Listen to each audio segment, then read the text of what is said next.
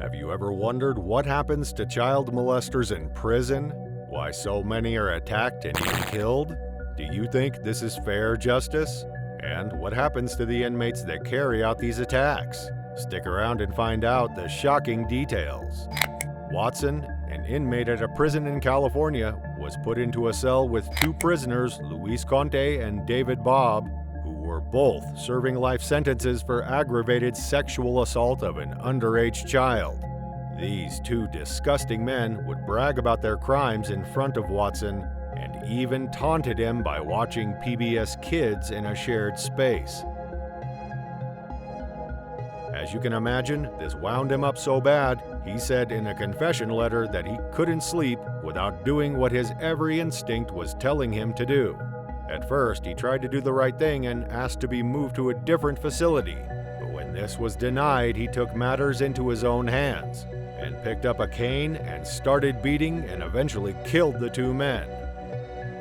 He openly confessed this to the guards and wrote in a confession letter that he was just doing everyone a favor. Being a child molester is one of the worst things a human can do, but showing off about it is another level of evil.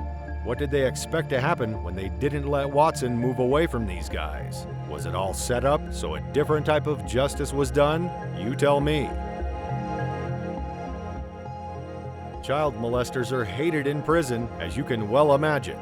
Sometimes the system takes action to protect such inmates, but we are going to take a deeper look at how child molesters are treated in prison.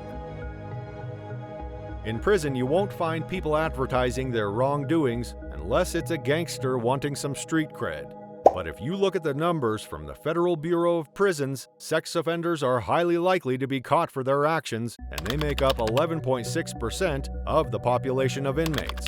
This includes sex offenders, child molesters, and those involved in child prostitution. When a child molester is sent to prison, their life depends on staying anonymous, as we have already found out what happens when other inmates find out what they have done. The higher the security prison, the tougher the inmates will be with murderers and hardened criminals that you wouldn't want to mess with. If an inmate admits to being a sex offender, they will usually be checked into protective custody to save them from fellow inmates, like in countless other cases where they have been attacked and brutalized as part of the prison culture. If they don't get into protective custody, they might misbehave to force their way into long-term solitary confinement, so that they don't get attacked and stomped on in the yard or in the food hall and end up being the next Luis Conte or David Bob. Next up, let's take a look at some of the worst murders reported in prisons of child molesters and sex offenders, starting with the brutal murder of Robert Munger in Washington at the Airway Heights Correction Center in 2020. Shane Goldsby was put into a cell with convicted child molester Munger and shared the story of how Munger bragged about his crimes. You can imagine how infuriated Goldsby was, considering these crimes were first-degree child rape, 3 counts of child molestation, and child porn possession. According to Goldsby's quote, "He kept giving me details about what happened and what he did with them photos and videos of him doing stuff. And in a cruel twist of fate, he heard a story that was all too familiar." Shockingly, one of Munger's stories was literally about Goldsby's own underage sister who was raped. Goldsby said, quote, "I was like, what the? This stuff doesn't happen." He told the broadcaster at KHQ, "You're talking about the same institution, the same unit, the same pod, and the same cell as this dude. That's like hitting the jackpot in the casino 7 times. Seeing this as an opportunity he couldn't resist, Goldsby hit Munger in the face around 14 times, repeatedly stomped on his head, and walked away, leaving him to die from his injuries. Do you see a pattern here? Goldsby himself felt like this was a setup, and prison officials intentionally put the two face to face because they knew what would happen. Next up, we have a former Cobb County church and school volunteer called Cesar Pastrana, who admitted molesting 9 boys in his care. He was killed in 2012 when a fight broke out in the Hannock State Prison, and according to the Georgia Department of Corrections, quote, agents have reason to believe offender Cesar Pastrana died of injuries sustained during an altercation involving another inmate on March 13th. Although it is not clear whether his death was related to the crimes he committed against minors or whether it was an unrelated incident. Once again, many people believe that this was another prison murder that occurred as payback for his historic crimes against children. Apart from killing, there is another type of prison justice that inmates will deliver, and this can take place over months and even years, and many might consider this a fate worse than death. We are, of course, talking about torture. We have a first-hand account from an inmate at one of the UK's toughest jails, Moreland Prison.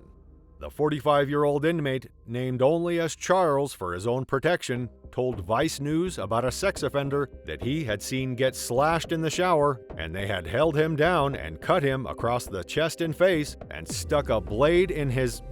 Charles's friend was the prison wing cleaner and said it took him an hour to clean up all the blood from the floor and walls. So as you can see, it is a common theme of sex offenders getting attacked in prison, and according to statistics in 2015, male sex offenders make up about 15% of the prison population, but account for 30% of the homicide victims since 2007. This is why the Federal Bureau of Prisons came up with a place for sex offenders only called the Sex Offenders Management Program, or Somp Facility. This may seem a little too nice of treatment for sex offenders and feel like they're getting fancy rehab, and according to the Bureau, it helps offenders feel more comfortable acknowledging their concerns and seeking treatment. There are only a few of these Somp facilities, and it can take months to get transferred.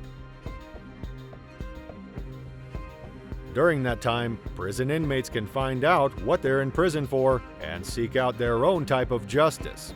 Some prisons, like Moreland in the UK, are criticized for not having a treatment program. This is where we heard the gruesome story that Charles witnessed earlier, and Charles's story carried on further when he told us about the famous ex-professional football player Adam Johnson, who was jailed for having a relationship with an underage girl and was also in the same prison. Charles said he ain't touched a baby or a 10-year-old. But the longer he stays tucked up with that kind of scum, the more suspicious the other prisoners will get, and he better not throw any millionaire strops whilst he's there. The former Sunderland player has since been released. Do you think these Somp facilities are a good idea to protect sex offenders? Or should they be thrown in with the toughest prisoners and see what happens, like we have seen in some cases in this video?